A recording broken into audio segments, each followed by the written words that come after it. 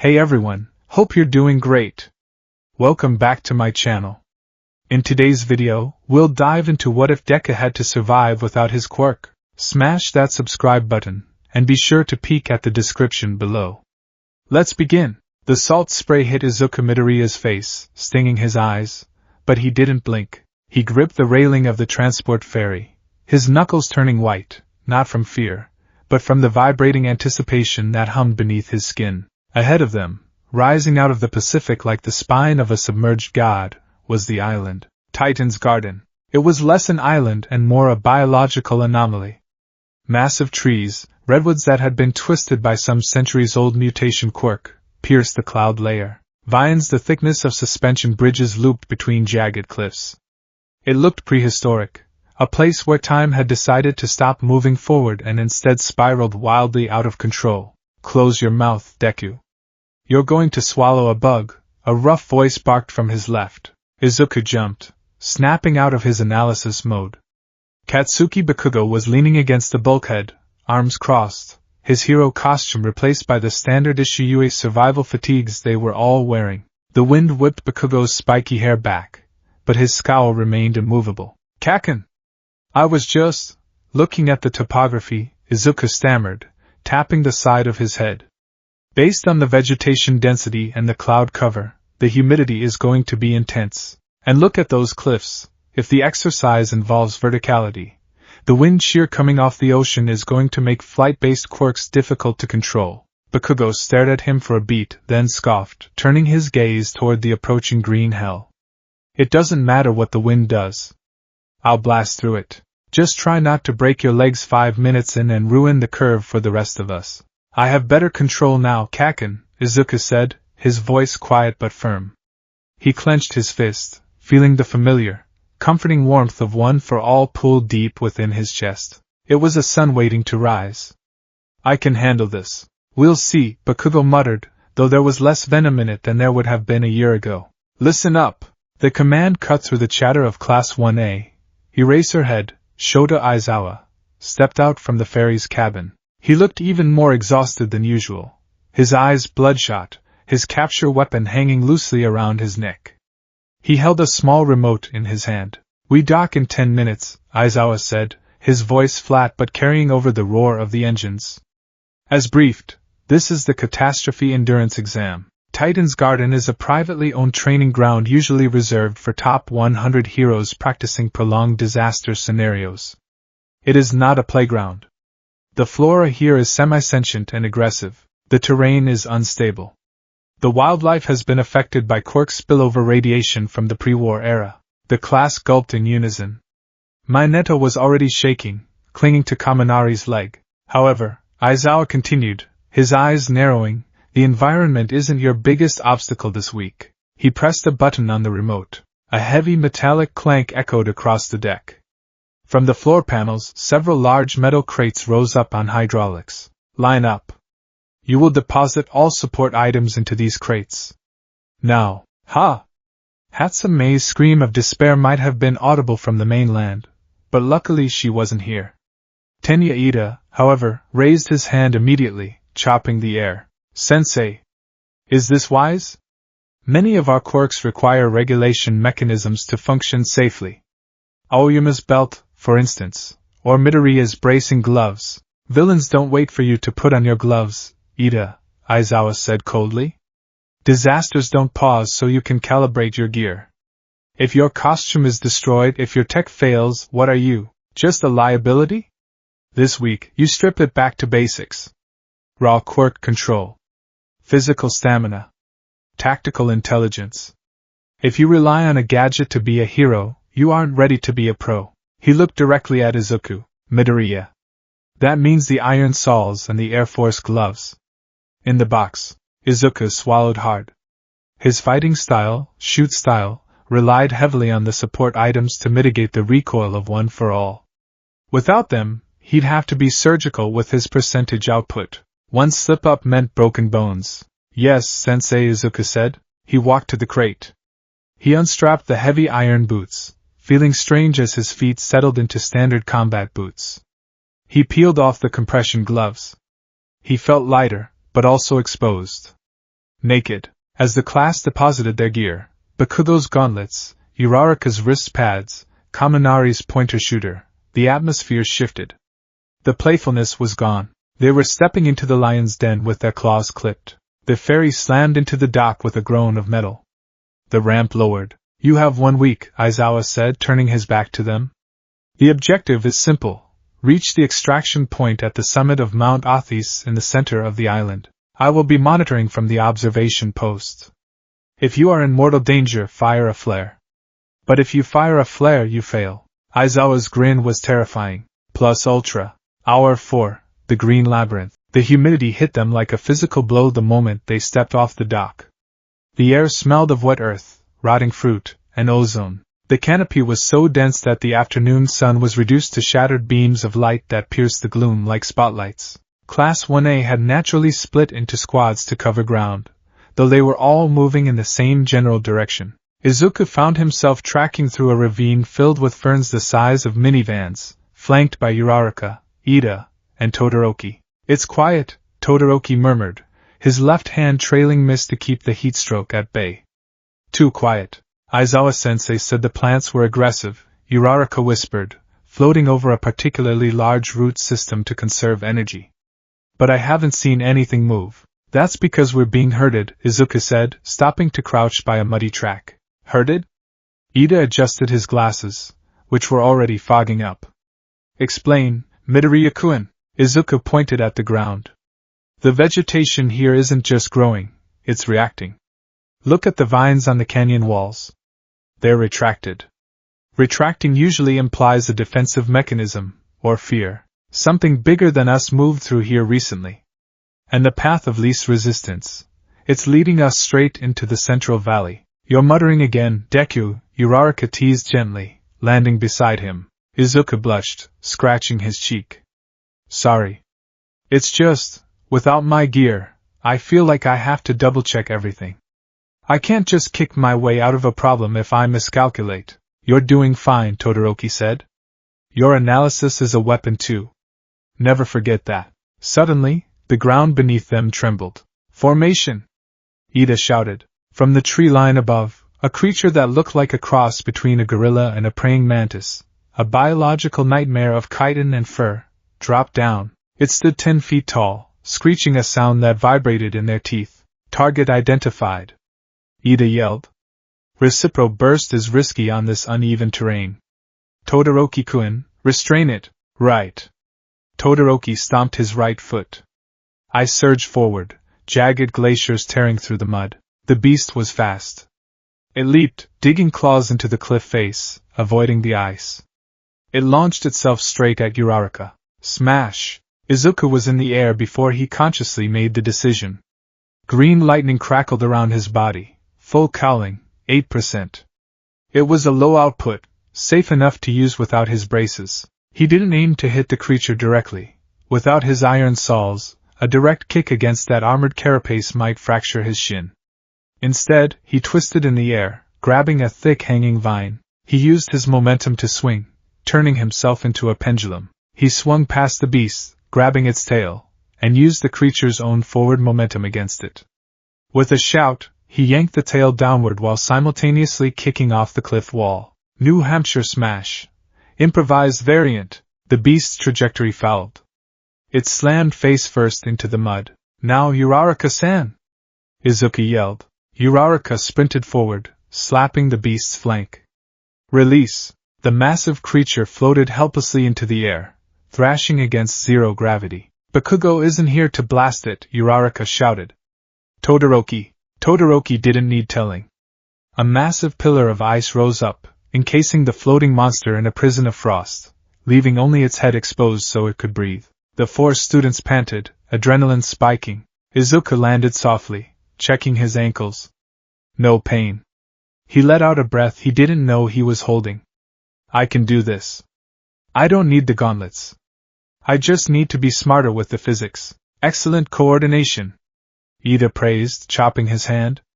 Midoriya, using the vine to alter its center of gravity was a brilliant adaptation to the lack of support gear. Izuku smiled, wiping sweat from his forehead. Thanks, Ida. Let's keep moving. We need to find a clearing before nightfall. The temperature is going to drop. As they trekked deeper, Izuku couldn't shake the feeling of being watched. Not by the animals, and not by Aizawa's cameras.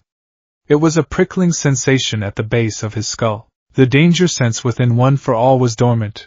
He hadn't unlocked that quirk yet, but his natural instincts, honed by years of being the prey in a world of predators, were screaming. Hour 12, the campfire. Night on Titan's garden was suffocating. The canopy blocked out the stars, leaving the students in a pitch-black void illuminated only by the bioluminescent fungi growing on the tree trunks, and the campfire Todoroki and Bakugo had begrudgingly cooperated to build. Most of Class 1A had regrouped at a natural clearing near a river. They were exhausted. Without their support gear, simple traversal had taken a heavy toll. Ashido was rubbing sore legs. Ciro's elbows were chafed raw from overusing his tape without his dispensers to guide the flow. Izuku sat on a log, poking the fire with a stick. He wasn't eating his ration bar. He was staring into the flames. "You're thinking too loud," a voice grumbled. Izuku looked up. Bakugo dropped a log onto the fire, sending sparks swirling up into the dark. He sat down opposite Izuku, maintaining a comfortable distance. "Just thinking about All Might," Izuku admitted. He never used support gear. Not really. He was just him. "I always thought if I just got strong enough, I wouldn't need the items either. Today proved I'm still relying on them more than I thought." "All Might was a freak of nature," Bakugo said, staring into the fire. "You're a different kind of freak. You break yourself to save people. The gear just keeps you from turning into jelly." "Is that a compliment, Kaken?" "Shut up. It's an observation." Bakugo poked the fire aggressively. "Aizawa is trying to teach us that quirks aren't everything. But out here, if a real villain shows up, nobody cares about your tactical intelligence if you can't hit hard enough to put them down." "I don't know," Kirishima chimed in, leaning against a rock nearby. "I think it's manly.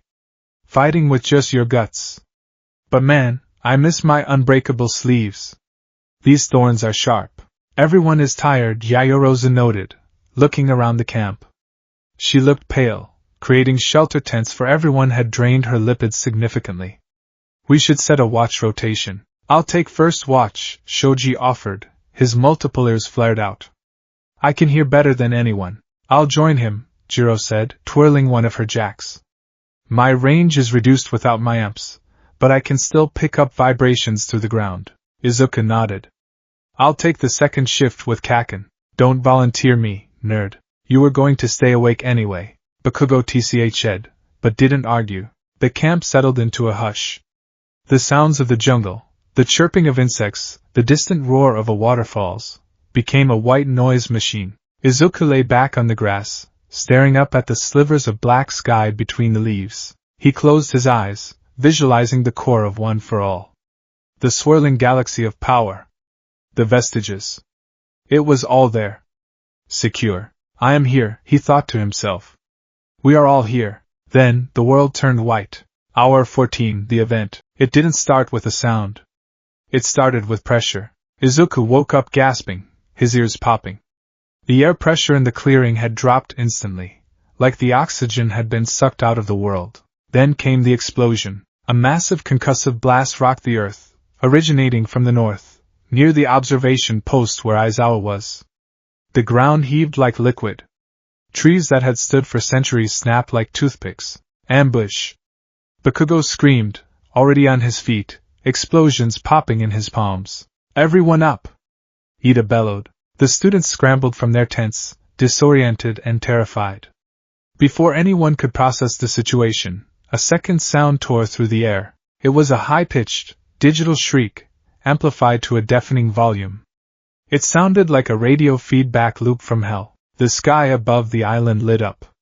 Not with fire, but with a grid. A purple, translucent hexagonal dome materialized over the entire island, shimmering and crackling with static. "A barrier?" Yayorozu gasped, shielding her eyes. "No," Izuku whispered, his eyes widening as he looked at the center of the island, towards Mount Othis. A tower had risen from the jungle. It looked like a black needle, pulsing with purple veins of energy. It was mechanical, foreign, and deeply wrong. "Villains!"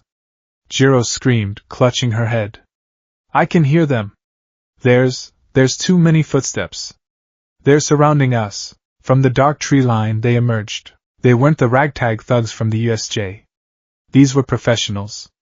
They wore tactical gear, night vision goggles, and unified insignias, a circle with a slash through it. The nullify. Capture the students. A voice amplified by a speaker boomed from the darkness. Lethal force is authorized for resistance. Die. Bakugo roared. He lunged forward, winding up a massive right hook aimed at the lead vanguard. AP shot. He thrust his palm forward. Nothing happened. No spark. No boom. No light. Bakugo stood there, palm extended, confusion written across his face. The villain simply stepped aside, grabbed Bakugo's outstretched arm, and slammed a knee into his gut. Bakugo retched, crumpling to the mud. Kaken! Izuku screamed. My ice! Todoroki shouted, stomping his foot. Nothing. Just a dull thud of boot on dirt. I can't float.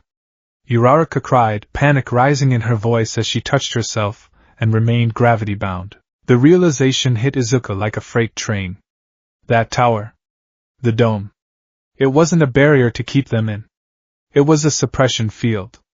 A massive, island-wide jammer. They killed our quirks, Izuku realized, his blood running cold. The villains descended.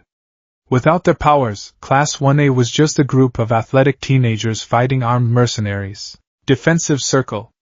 Ida shouted, trying to rally them, but chaos had already taken hold. Lasers fired from the tree line.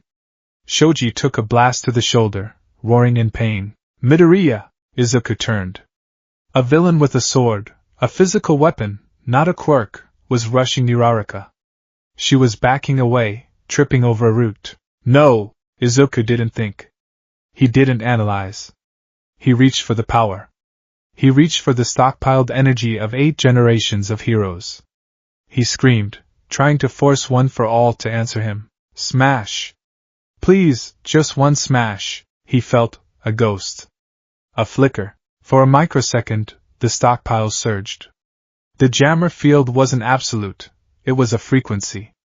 And one for all was so dense, so massive, that it fought back. Green lightning sparked around Izuku's skin, erratic, violent, and painful. It wasn't the smooth flow of full cowling. It was a short circuit. One for all! Izuku shrieked. He leaped, intercepting the swordsman. He threw a punch, but the moment his fist connected, the energy died. The jammer tower pulsed, a wave of purple light washing over the clearing. The power in Izuku's veins evaporated instantly. It was like stepping off a cliff in the dark. One moment, he was a demigod. The next, he was just a boy. His fist hit the villain's armored chest plate with the force of a normal teenager. Crack! Pain shot up Izuku's arm. His wrist buckled. The punch didn't even make the villain stumble. The villain looked down at Izuku, hidden behind a tactical mask. The eyes glowing behind the lenses narrowed. So you're the vessel, the villain said. His voice was distorted. Silencer wants you alive. But he didn't say unharmed. The villain backhanded Izuku. Without full cowling to absorb the impact, the blow was devastating. It felt like getting hit by a car. Izuku was launched backward, tumbling through the dirt, past the extinguishing campfire. Deku! Uraraka screamed. Izuku rolled, gasping for air, clutching his broken wrist. The world was spinning. Retreat! Ida was yelling somewhere.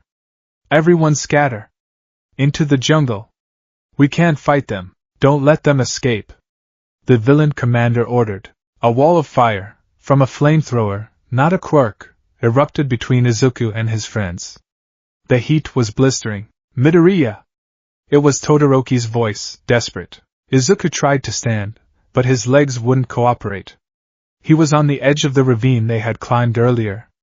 The fire was spreading fast, pushing him back. The villain with the sword stepped through the flames, advancing on him. Nowhere to go, hero, the villain taunted. Izuku looked at his hand.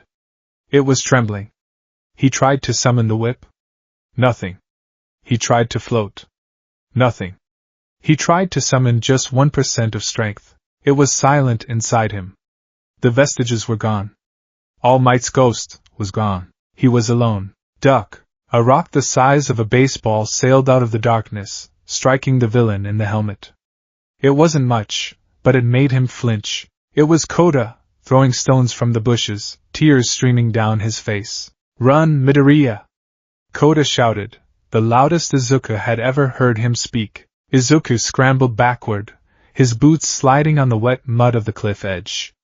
The villain recovered instantly, raising his sword to strike. Izuku had no choice. He threw himself backward off the ledge. The darkness of the ravine swallowed him.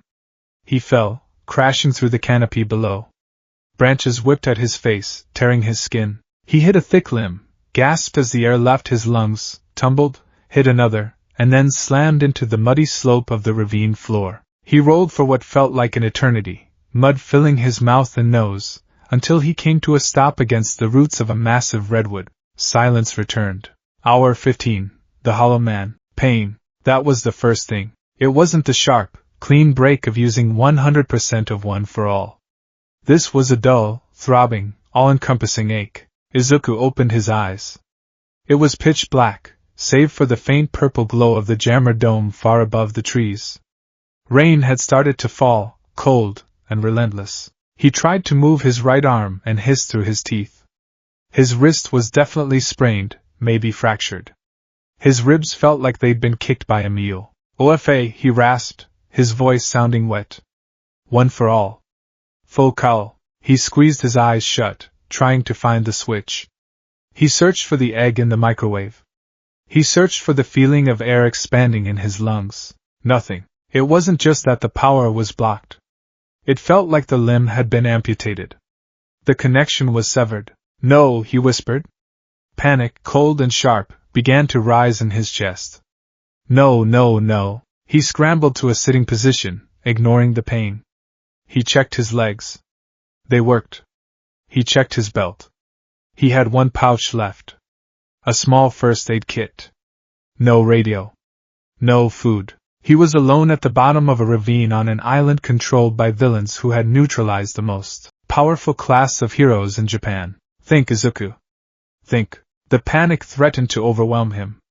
The voice in the back of his head, the one that sounded like his middle school bullies, the one that sounded like the doctor who told him he was quirkless at age 4, started to whisper, "You're nothing without it. You're just Deku.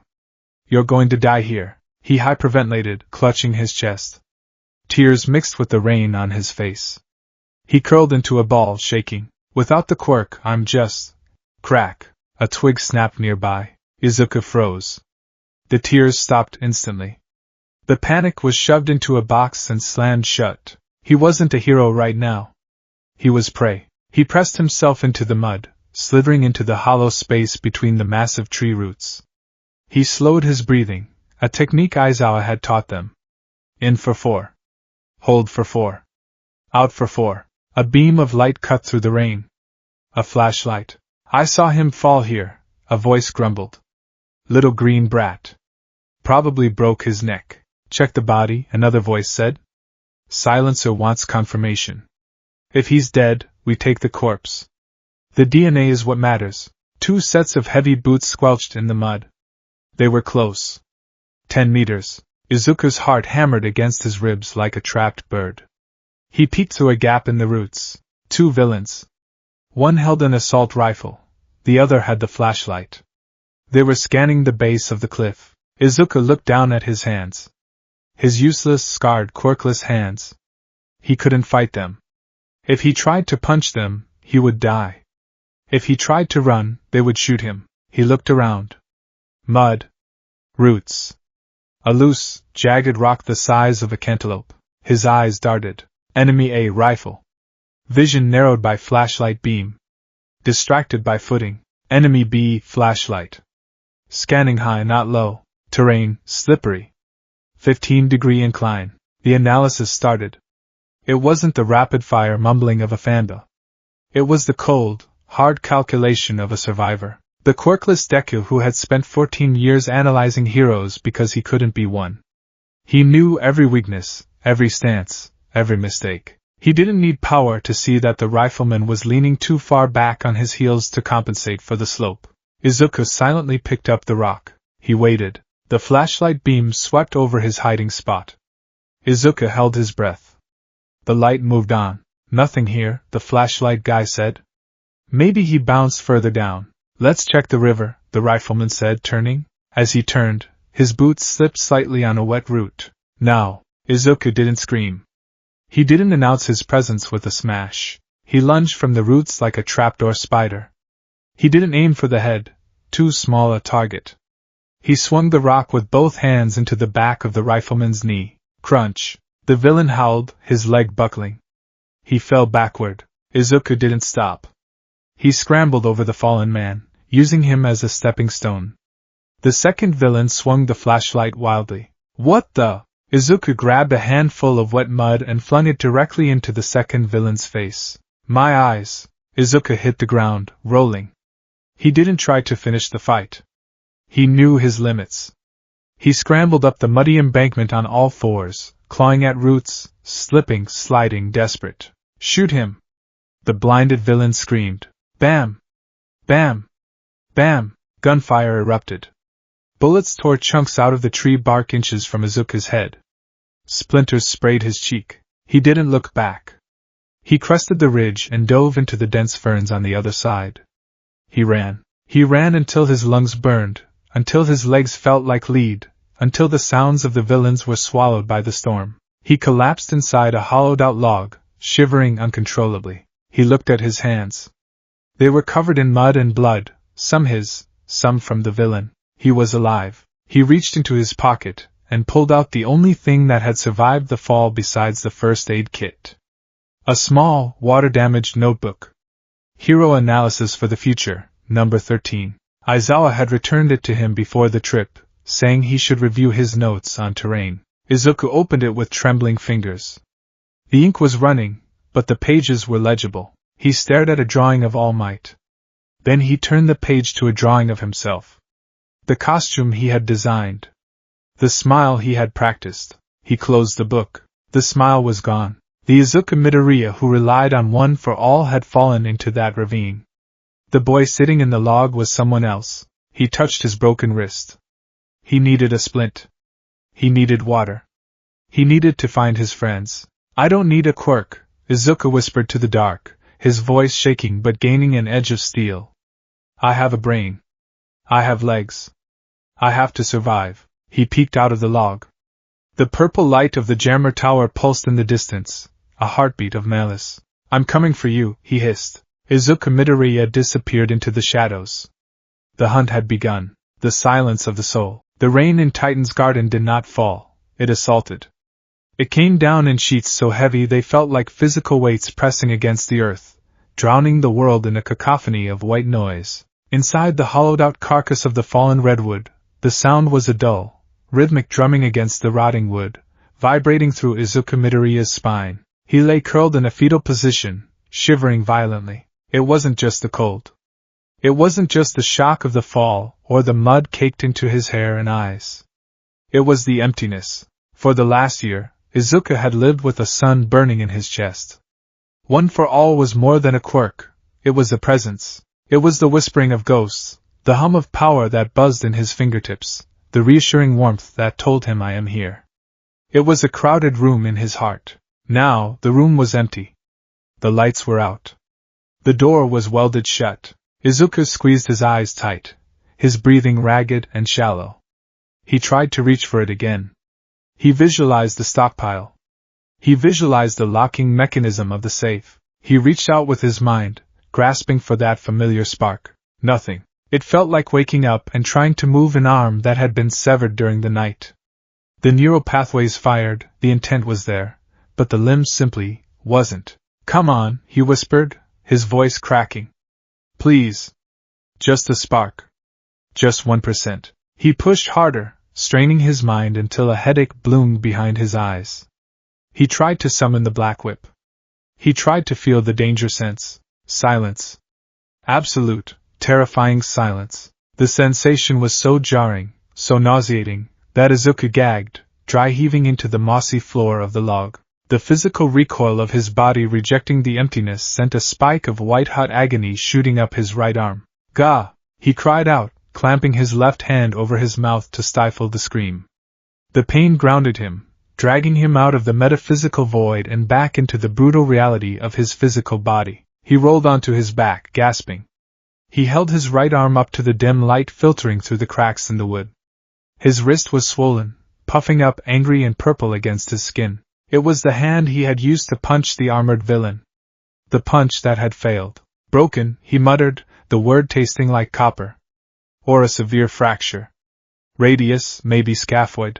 His analytical brain tried to take over, tried to retreat into the safety of medical terminology. But the panic was a rising tide. You're useless. The voice wasn't his. It was a composite of 1,000 whispers from his childhood. It was the kids at Aldera Junior High. It was the pity in his mother's eyes when she apologized to him. It was Bakugo's explosive palms popping near his face. Take a swan dive off the roof. Stop it, Izuka hissed, hitting his forehead with his good hand. Stop it, stop it. He sat up, fighting the wave of dizziness. He couldn't afford to be that kid again. That kid froze. That kid waited for a hero to save him. There are no heroes here, he thought grimly. Just me. He fumbled for the small first aid kit on his belt. His fingers were stiff with cold and slick with mud. He managed to pop the latch. Inside, disinfectant spray, gauze, adhesive bandages, and a small roll of medical tape. No painkillers. No splints. Improvise, he whispered. Think, Deku. What would you do? He looked around the cramped space. The wood of the log was rotting and soft, useless for support. He crawled to the opening of the log, peering out into the deluge. The jungle was a blur of shadows and rain. He saw a fallen branch from a hardwood tree nearby, stripped of leaves. Izuka took a breath, steeled himself, and crawled out into the mud. The rain hit him instantly, soaking his UA's survival fatigues to the bone. He grabbed the branch and scrambled back inside. Using a sharp rock he found on the floor, he snapped the branch into 2 roughly equal lengths. It took him 5 minutes of sawing and snapping, his breath huffing in little white clouds. Then came the hard part. Okay, he murmured. This is going to hurt. He positioned the sticks on either side of his swollen forearm. He held one end of the gauze roll in his teeth. He wrapped the wrist tight. The pressure on the fracture sent blinding flashes of light across his vision. He whimpered, tears leaking from his eyes, mixing with the grime on his face. He wrapped it until the wrist was immobilized, then secured it with the tape. He slumped back against the curved wall of the log, cradling the arm against his chest. He was exhausted. His body temperature was dropping. Hypothermia, his mind supplied unhelpfully. Symptoms: shivering, exhaustion, confusion, fumbling hands. If I fall asleep here, I might not wake up. He needed to move. But where? The villains were hunting. They had thermal optics. He'd seen the goggles. They had guns. And they had the jammer. Izuka closed his eyes for a second, just to rest them. Flashback. A doctor's office. The smell of antiseptic and lollipop sugar. An X-ray on the light box. You should probably give up. The words didn't hurt as much as the silence that followed. The silence of the car ride home. The silence of his room as he watched the All Might video for the 10,000th time. He was hollow then. A shell waiting to be filled. And then All Might had filled him. You can be a hero, but take away the power, take away the quirk. Was he still a hero? Or was he just a cosplayer in a green jumpsuit? And flashback. Izuka's eyes snapped open. He heard something. Not the rain. Not the wind. Voices. The hunter and the hunted. Izuka didn't move. He became a statue, his breath held in his lungs until they burned. The voices were close, coming from the ridge above the ravine where he had fallen.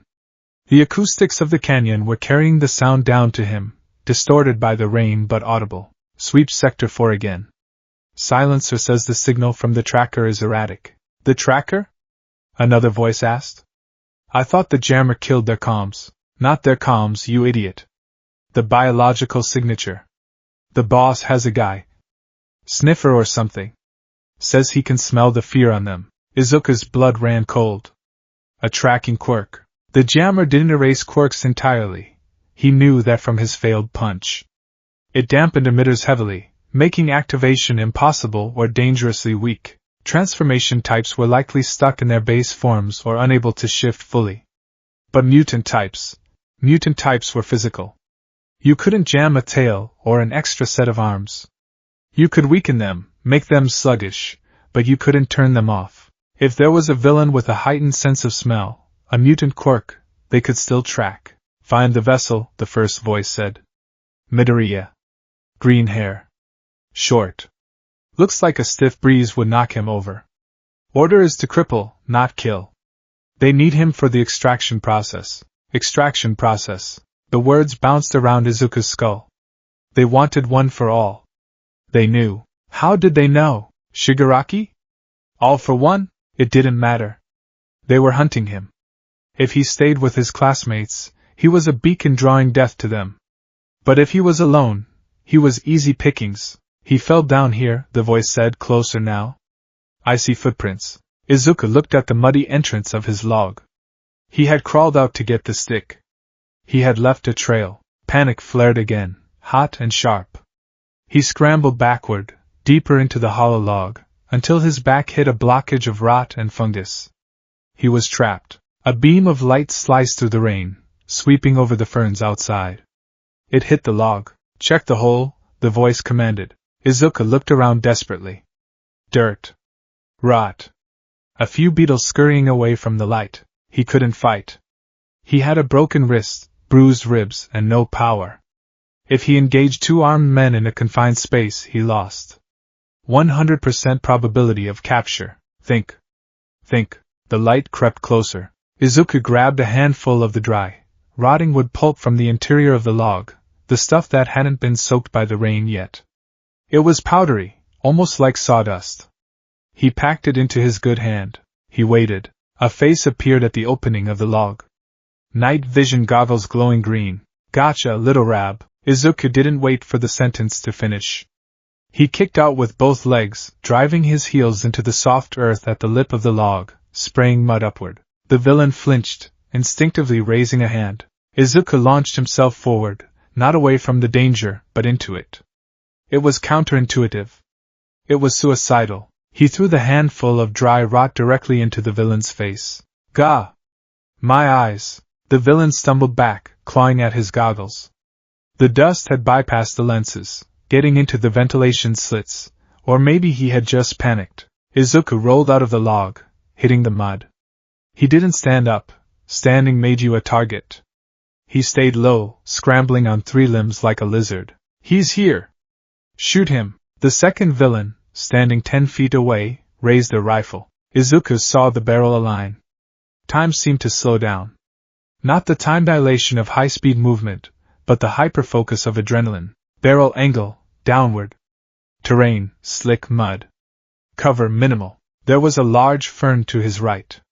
He threw his body weight towards it just as the gun flashed. Thwip. Thwip. Suppressed shots. They hit the mud where Izuku had been a fraction of a second ago, spraying wet earth into the air. Izuku crashed through the ferns, ignoring the thorns tearing at his uniform. He hit a slope, the bank of the river that cut through the ravine, and slid. He tumbled uncontrollably, mud filling his nose, the world spinning in a kaleidoscope of dark green and black. He splashed into the water. The river was swollen from the rain, the current fast and angry. It grabbed him, dragging him downstream. He gasped, swallowing water, flailing with his good arm. His broken wrist slammed against the submerged rock, and a scream bubbled in his throat, drowned by the water. He kicked, fighting the current, angling his body toward the far bank. He grabbed a protruding root, his fingers slipping, then holding. He hauled himself out, coughing up river water, heaving air into his burning lungs. He couldn't stop. The water would hide his scent, but they would follow the river. He crawled up the bank, dragging his injured body through the underbrush. He found a dense thicket of bamboo-like stalks and pushed himself into the center of it. He lay there, chest heaving, listening. The rain masked everything. He waited for 5 minutes. 10. No footsteps.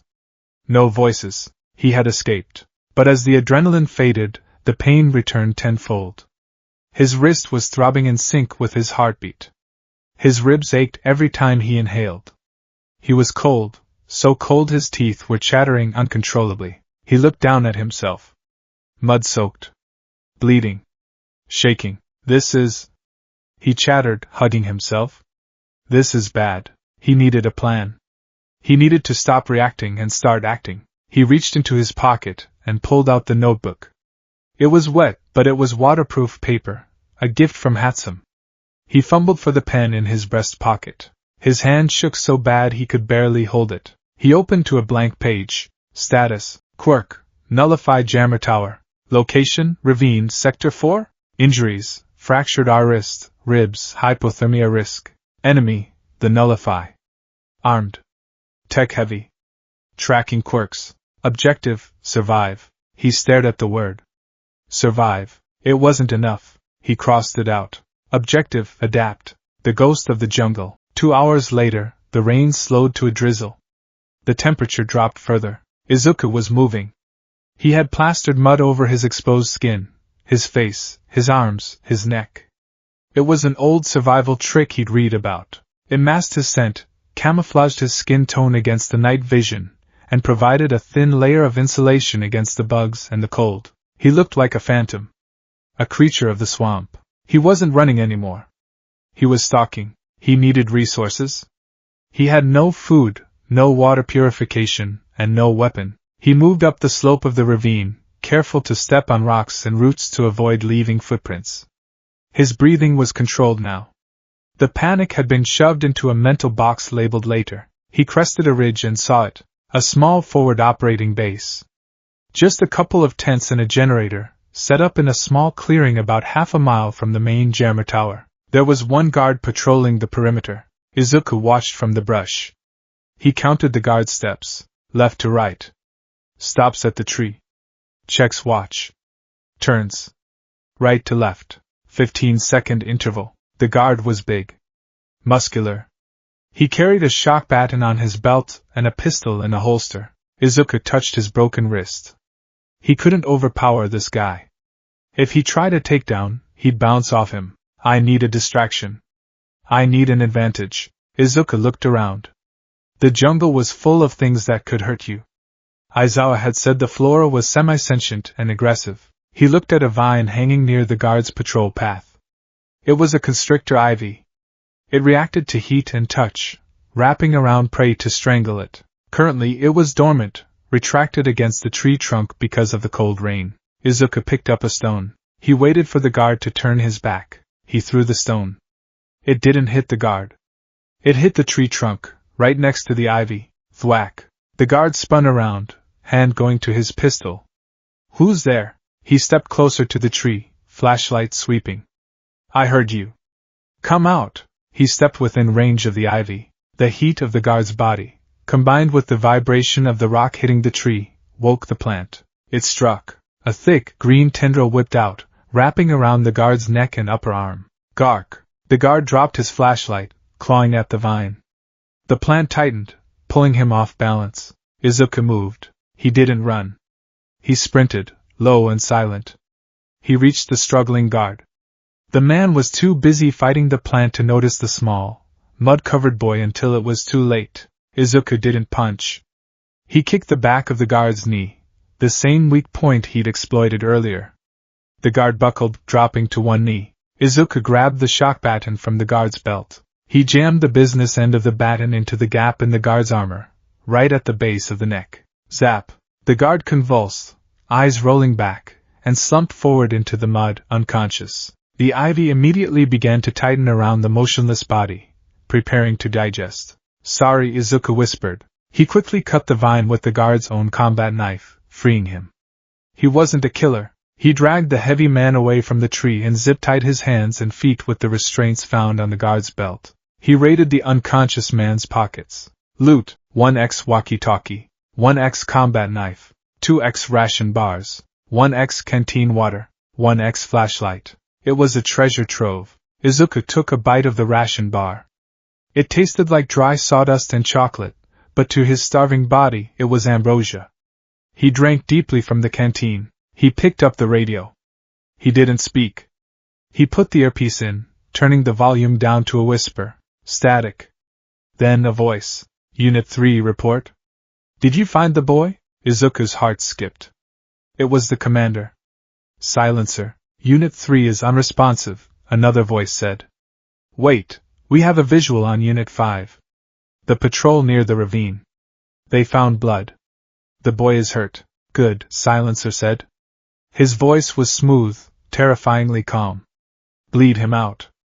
Keep the pressure on. What about the others? The exploder? The engine kid? Scattered. We have a team pinning down a group in the north sector. They're helpless without their quirks. It's like shooting fish in a barrel. Izuku gripped the radio until the plastic creaked. Kaken. Ida, don't get cocky, Silencer warned. They are UA students. Even without power, they have training. But without their quirks, their spirits will break. They define themselves by their power. Take that away, and they are children. Frightened children. Izuku looked down at the unconscious guard. He looked at his own broken wrist. He's right, Izuku thought. We did define ourselves by our power. I did. More than anyone. He stood up. The pain was still there, throbbing, constant. But the fear was changing. It was hardening into something cold and sharp. He wasn't All Might. He couldn't smile and smash his way through this. He couldn't save everyone with a single punch, but he could think. He could plan. He could dismantle them, piece by piece. He picked up the combat knife. It felt heavy in his left hand, his non-dominant hand. He tested the grip. Unit 3 isn't responding, Izuku whispered to the air, not pressing the talk button. And they never will. He clipped the radio to his belt. He took the knife. He melted back into the jungle, the monster in the dark. The jungle was different now. Before, it had been a labyrinth trapping him. Now, it was his weapon. Izuku moved with a new purpose. He wasn't just looking for survival. He was looking for information. He needed to know the layout of the jammer. He needed to know where his friends were. He found tracks near the riverbank about an hour later. Explosive scorching on a tree trunk. But it was weak, just a smudge of soot. Kaken. He followed the trail. It was erratic. Bakugo was angry, stumbling. There were other tracks too. Heavy boots. Villains. Izuku sped up, ignoring the burning in his ribs. He heard the shouting before he saw them. Is that all you got, hero? Izuku crested a small hill and looked down into a rocky depression. Bakugo was there. He was backed against a sheer rock wall. He looked terrible. His costume was torn, his face bruised. He was holding his right arm, which hung limp at his side. 3 villains had him cornered. One was huge, wielding a sledgehammer. Another had some kind of blade quirk. His fingers were long, metallic knives. The third was the tracker, a lean man with a nose like a wolf. Come on! Bakugo screamed, his voice hoarse. He thrust his left hand forward. A tiny, pathetic spark popped from his palm. It looked like a cheap firecracker. The villains laughed. Look at him, the blade villain sneered. Top of the class at UA. The violent genius. Without his explosions, he's just a noisy brat with a bad attitude. I'll kill you! Bakugo roared, but there was fear in his eyes. Real, unadulterated fear. He lunged, swinging a clumsy left hook. The sledgehammer villain simply stepped in and backhanded him. Bakugo flew backward, hitting the rock wall with a sickening crunch. He slid down, coughing blood. Finish him, the tracker said. We don't need him. We only need the green one. The blade villain stepped forward, raising his knife fingers. With pleasure. I've always hated heroes. Izuku didn't have a plan. He didn't have a trap set up, but he had a knife. And he had a rock. Distance, 20 meters. Elevation, 5 meters. Element of surprise, total. Izuku didn't yell smash. He didn't yell stop. He threw the rock. It wasn't aimed at the villains. It was aimed at a hornet's nest, a bullet wasp nest, hanging from a branch directly above the villains. The rock struck the papery nest, tearing it open. A swarm of angry, fist-sized wasps poured out, buzzing like chainsaws. What the? The blade villain looked up just as the swarm descended. Chaos erupted. The villains flailed, swatting at the insects. The wasp stings were neurotoxic, painful enough to incapacitate a grown man. Run! The tracker screamed, swatting at his face. In the confusion, Izuku slid down the embankment. He hit the mud, sliding right between the distracted villains. He grabbed Bakugo by the collar of his costume. "Get up!" Izuku hissed. Bakugo looked at him, eyes unfocused. "Deku? Move, Kaken! Move!" Izuku hauled him up. Bakugo was heavy, dead weight. Izuku grunted, his broken wrist protesting screamingly as he used his forearm to shove Bakugo forward. "My arm!" Bakugo slurred. "Shut up and run!" They scrambled up the opposite side of the depression. The villains were still fighting the wasps, screaming in pain. Izuku dragged Bakugo through the brush, tearing through vines, ignoring the slap of branches. They ran until the sounds of the screams faded. They ran until Bakugo stumbled and fell, dragging Izuku down with him. They collapsed in a small cave behind a waterfall, a classic hiding spot, perhaps too cliché, but it hid their heat signatures and the sound of the water masked their breathing. Izuku lay on the cold stone floor, gasping. His vision swam. He was at his limit. Bakugo was sitting against the wall, clutching his arm. He looked at Izuku. Really looked at him. Izuku was covered in mud. His arm was splintered with sticks and duct tape. He had a combat knife in his belt and a villain's radio. His eyes were dark, devoid of the usual sparkle. "You!" Bakugo coughed. "You look like shit." Izuku let out a breathless, hysterical laugh. "You don't look so hot yourself, Kaken." Bakugo looked at his hands. I couldn't do anything. "My sparks, they're gone." "They're jammed," Izuku said, sitting up and checking the radio frequency. "Not gone. Just suppressed." "Same difference," Bakugo spat, but his voice lacked its usual fire. He looked small. "If I can't blast them, I can't win." Izuku looked at him. He saw the doubt eating at Bakugo. The same doubt that had eaten at Izuku for 14 years. "You don't need explosions to win, Kaken," Izuku said quietly. Bakugo glared at him. "What would you know? You have the strongest quirk in the world." "Not right now," Izuku said. He held up his splintered arm. "Right now I have nothing.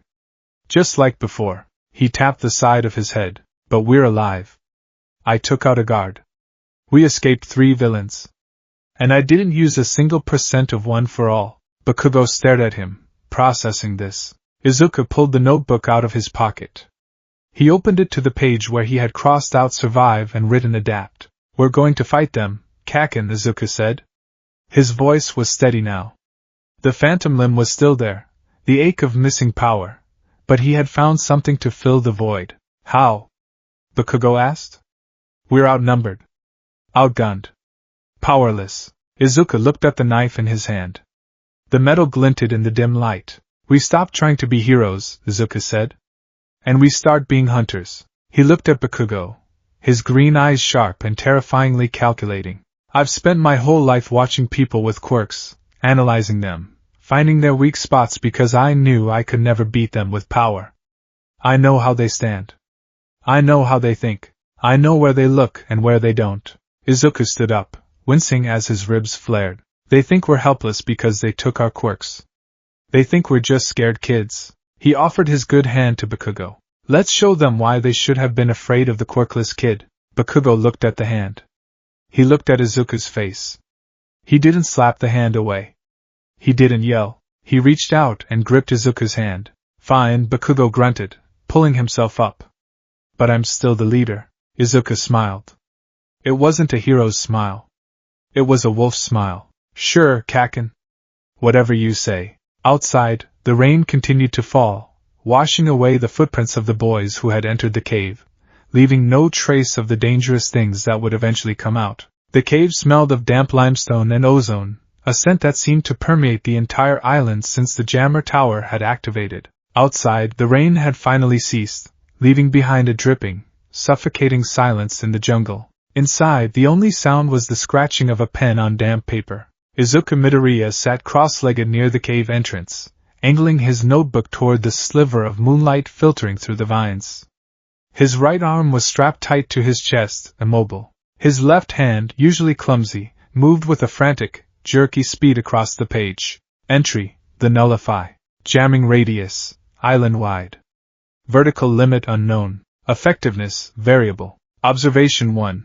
Emitter types Kaken, Todoroki, Kaminari 95 to 99% suppression. Sparking is possible, ignition is not. Result. Physiological backlash cramps, bleeding. Observation 2. Mutant types Shoji, Ojiro 40 to 50% suppression? Motor functions intact, but likely experiencing extreme fatigue or sensory dampening. Conclusion. The jammer attacks the quirk factor gene expression. It targets the surplus energy. He stopped writing. He stared at the word surplus. For everyone else, their quirk was an extension of their body. For Izuku, right now, his body was just a body. The jammer was broadcasting a signal that told quirks to sleep, but Izuku had nothing to put to sleep. Will you stop that infernal scratching? Bakugo was sitting deeper in the cave, leaning against the cold rock wall. He was trying to bandage a gash on his bicep using a strip of cloth torn from his own cape. His hands were shaking, not from fear, he would claim, but from the quirk withdrawal. His body was trying to produce nitroglycerin, but the pathways were blocked, leaving him feverish and nauseous. I'm organizing the data, Kaken, Izuku said, not looking up. If we don't understand the rules of the game, we lose. The rules are simple, Bakugo spat, wincing as he tightened the knot with his teeth. We find the tower. We break the tower. I blow them to hell. You can't blow anything to hell, Izuku said calmly. He turned the notebook around to show Bakugo the diagram he had drawn. It was a rough sketch of the island's topography, marked with X's where they had encountered villains. Look at this. The patrols aren't random. They're establishing a perimeter, an inner ring and an outer ring. Bakugo glared at the book, then at Izuku. Since when did you become a general? 2 hours ago you were crying in the mud. I'm not crying now, Izuku said. His voice was flat. And I'm not a general. I'm a nerd. Remember? You always said I was a quirkless nerd who did nothing but take notes. Izuku tapped the cover of the notebook. Hero Analysis for the Future, number 13. It was scorched on the edges, water-stained, and battered. For 14 years I watched you. I watched All Might. I watched everyone. I wrote down how you move, how you shift your weight before an explosion, how Kamui Woods anchors himself before a bind. I did it because I thought if I studied hard enough, I could be like you. Izuku closed the book with a snap. I can't be like you right now, Kaken. I can't be a powerhouse. But I know how power works. And more importantly, I know how people work when they think they're invincible. Bakugo stared at him. The firelight flickered in his red eyes. He looked ready to argue, to scream, to assert his dominance. But he didn't. He looked at his own palms, sweat-slick but sparkless. So what? Bakugo grunted finally. We just sit here and write poetry about how screwed we are? No, Izuku said. He stood up, using the cave wall for support. His ribs flared with pain, but he ignored it. We hunt. Hunt? We have no food. No medical supplies. No long-range comms. And we have no idea where the others are. Izuku pointed to the jungle. Those villains out there? They have all of that. We're not going to fight them. We're going to dismantle them. I don't do stealth, Deku. You do tonight, Izuku said. He walked over to where Bakugo sat and offered his good hand. Because if you charge and screaming, you die. And if you die, I can't save the others. Bakugo slapped Izuku's hand away, but he stood up. He loomed over Izuku, growling. I'm not following you, nerd. I'm just going in the same direction. Good enough, Izuku said. He turned to the cave entrance.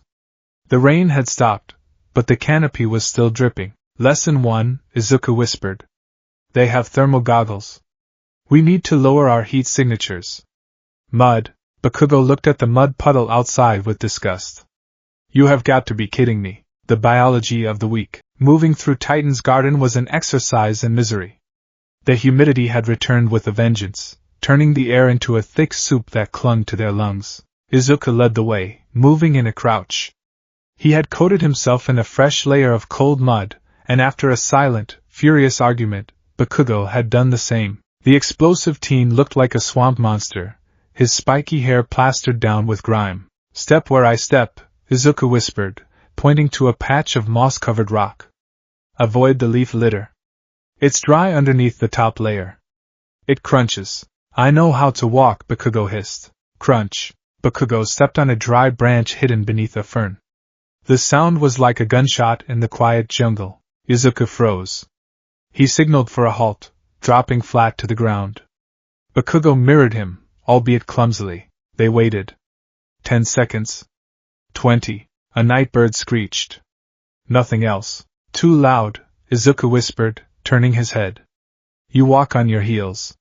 You're used to using your explosions for momentum, so you strike the ground hard to pivot.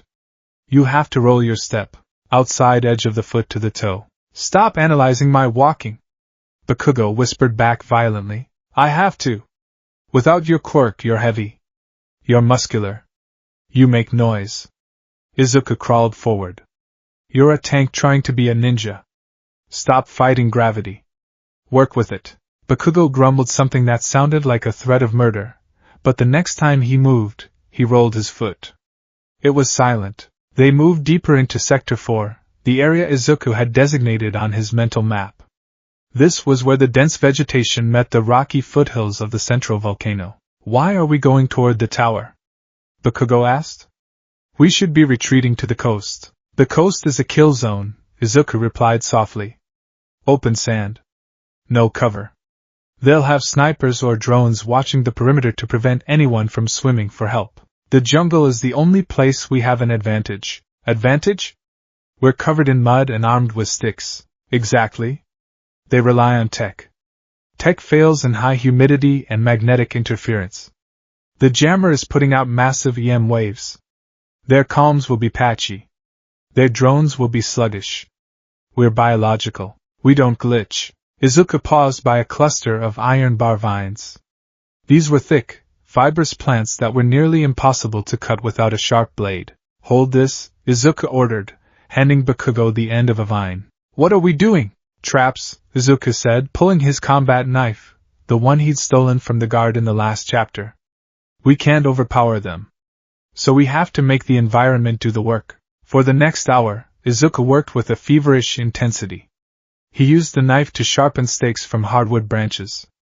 He used the vines to create tension lines. He used gravity. He wasn't building lethal traps. He was a hero, after all, but he was building incapacitating ones. He remembered a page from Notebook 8, The Physics of Capture Weapons. Eraserhead's binding cloth relies on leverage and momentum. He rigged a heavy log counterweighted by a basket of rocks to a tripwire made of stripped vine fibers, dyed with mud to match the ground. Simple physics, Izuku muttered, testing the tension. Force equals mass times acceleration. We don't have the acceleration of a quirk, so we increase the mass. Bakugo watched him, arms crossed. He looked bored, but his eyes were tracking Izuku's movements. You're enjoying this, Bakugo accused.